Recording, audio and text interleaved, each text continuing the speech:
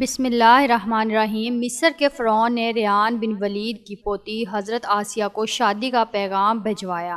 ریان بن ولید وہی بادشاہ تھا جو حضرت یوسف علیہ السلام کے دور میں تھا، اور وہ حضرت یوسف علیہ السلام پر ایمان بھی لایا، اور اس نے حضرت یوسف علیہ السلام کو عزیز مصر بھی بنا دیا۔ حضرت آسیہ ایک ایسی پاک باز خاتون تھی جن کو ہمارے پیارے نبی حضرت محمد صلی اللہ علیہ وآلہ وسلم نے 4 عظیم عورتوں میں شامل کیا ہے۔ وہ 4 عظیم ہستیاں حضرت خدیجہ سلام اللہ علیہا، حضرت فاطمہ سلام اللہ علیہا، حضرت مریم سلام اللہ علیہا اور حضرت آسیہ سلام اللہ علیہا ہیں۔ خیر، جب حضرت آسیہ کو فرعون نے شادی کا پیغام دیا تو یہ ان کے والد اور حضرت آسیہ کو بھی بہت ہی ناگوار گزرا، کیونکہ فرعون مصر پہلے دن سے ہی ظلم و بربریت کے لیے مشہور تھا، لیکن فرعون نے اپنی بادشاہت کے زور پر جبراً حضرت آسیہ سے شادی کر لی اور دھمکی دی کہ اگر یہ شادی نہیں کریں گی تو آپ کے والدین کو قتل کر دیا جائے گا۔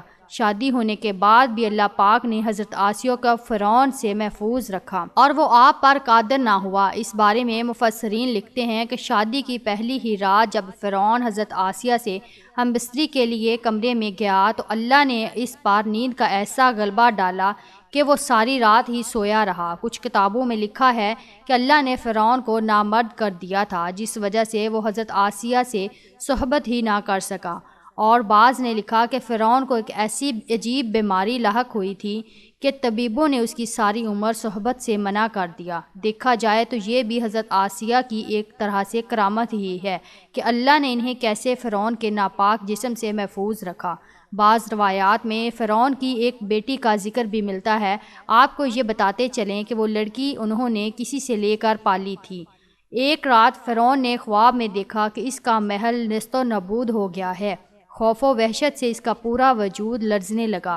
اس نے نجومیوں کو بلا کر ان سے اپنے خواب کی تعبیر پوچھی۔ انہوں نے کہا کہ عنقریب بنی اسرائیل کا ایک بچہ تمہارے محل کو نیست و نابود کر دے گا۔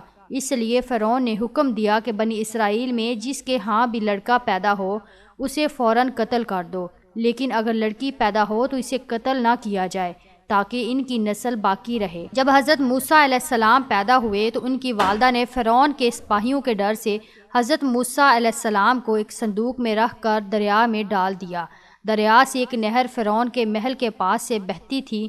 یہ صندوق بہتا ہوا اس نہر میں چلا گیا۔ فرعون نے حکم دیا کہ اسے محل میں لا کر کھولا جائے۔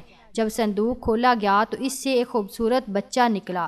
قبطی زبان میں پانی کو مو اور درخت کو سا کہتے ہیں۔ یہ صندوق پانی اور درختوں کے درمیان پایا گیا تھا، اس وجہ سے حضرت بی بی آسیہ رحمۃ اللہ علیہ نے آپ کا نام موسیٰ رکھا۔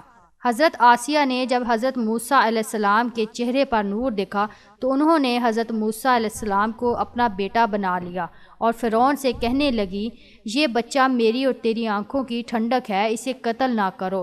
لیکن نامرد فرعون کہنے لگا، اسے تم ہی رکھو، مجھے اس کی کوئی حاجت نہیں۔ حضرت محمد صلی اللہ علیہ وآلہ وسلم نے فرمایا کہ اگر آسیہ کی طرح فرعون بھی اس بات کا اقرار کرتا کہ یہ بچہ اس کی آنکھوں کی ٹھنڈک ہے تو ضرور اللہ پاک اسے ہدایت عطا فرما دیتا، جیسے حضرت آسیہ کو عطا فرمائی۔ حضرت آسیہ سلام اللہ علیہا کو اللہ پاک نے قرآن میں عورتوں کے لیے نمونہ بھی قرار دیا ہے۔ حضرت آسیہ شادی کے پہلے دن سے ہی فرعون کے ظالمانہ اور کافرانہ اقدامات کے خلاف پہاڑ بن کر کھڑی رہیں۔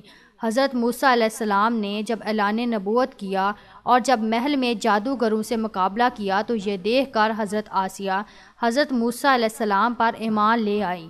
ایمان لانے کے بعد کافی دنوں تک انہوں نے اس بات کو فرعون سے چھپائے رکھا، لیکن جب فرعون نے خدائی کا دعویٰ کیا اور لوگوں سے خود کو سجدے کروانے لگا تو پھر حضرت آسیہ کھل کر میدان میں آ گئی اور فرعون کے اس عمل کی سخت مخالفت کی۔ جیسے ہی فرعون کو پتہ چلا کہ میری بیوی بھی موسیٰ کے خدا پر ایمان لا چکی ہے تو اس نے حضرت آسیہ پر بھی ظلم ڈھانا شروع کر دیے۔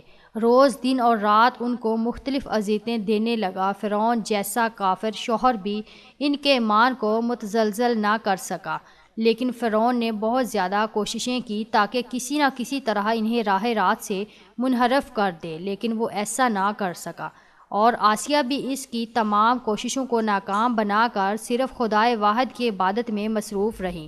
حضرت موسیٰ علیہ السلام کے چاہنے والے فرعون کے سپاہیوں کے ہاتھوں ظلم و ستم کی بھینٹ چڑھ رہے تھے اور انہیں بے دردی کے ساتھ قتل کیا جا رہا تھا، یہاں تک کہ فرعون نے حضرت موسیٰ علیہ السلام پر ایمان لانے والے ایک شخص کو، جسے قرآن کریم نے مومن آل فرعون کے نام سے یاد کیا ہے، بڑی ہی بے دردی سے قتل کر دیا، جس کے بعد آسیہ کے صبر کا پیمانہ چھلک اٹھا اور کھلم کھلا فرعون کی مخالفت کرنے لگی۔ فرعون میں غیظ و غضب کی آگ بھڑک اٹھی اور اس نے اپنی زوجہ آسیہ کو بہت ہی دردناک طریقے سے اذیتیں پہنچائی۔ اس ظالم نے ان پر بڑے بڑے عذاب کیے، ان کو بہت زیادہ مارا اور زد و کوب کیا اور چومیخا کر دیا، یعنی 4 کونٹیوں میں آپ کو گھاڑ دیا۔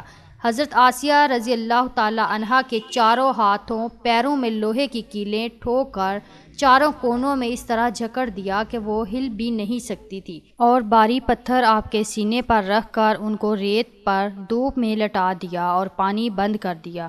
اللہ اکبر! ایک دفعہ ذرا سوچئے تو صحیح کہ تنہا عورت اور ظالم و جابر شوہر کا محل ہاتھوں اور پیروں میں کیلیں ٹھوک دی گئی ہیں، گرم ریت پر لٹایا ہوا ہے اور سینے پر ایک بھاری پتھر رکھ دیا گیا ہے۔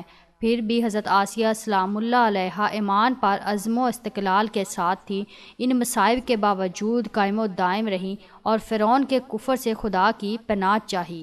ایک روایت تو یہ ہے کہ فرعون نے حضرت آسیہ کی کھال اتروا دی اور پھر ان پر چٹان کو گرا دیا۔ اللہ اکبر! آپ کا مزار پر انوار مصر میں ہی واقع ہے۔ تاریخ انسانی میں حضرت آسیہ کا ایمان پر قائم رہنا، ان کا صبر اور عزم و استقلال ایک بہت بڑا درس ہے۔ اس میں کوئی شک نہیں کہ عورت کے اندر اتنی طاقت موجود ہوتی ہے کہ وہ ہر طرح کے ظلم و ستم کے آگے پہاڑ بن سکتی ہے۔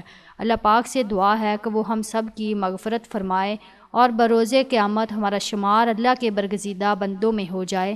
اے اللہ پاک، حضرت آسیہ کے صبر اور عظمت و استقلال کے واسطے میں ہماری دعائیں قبول فرما لے۔ آمین لکھنا مت بھولیے گا، نہ جانے کس کی آمین سے ہماری دعائیں قبول ہو جائیں۔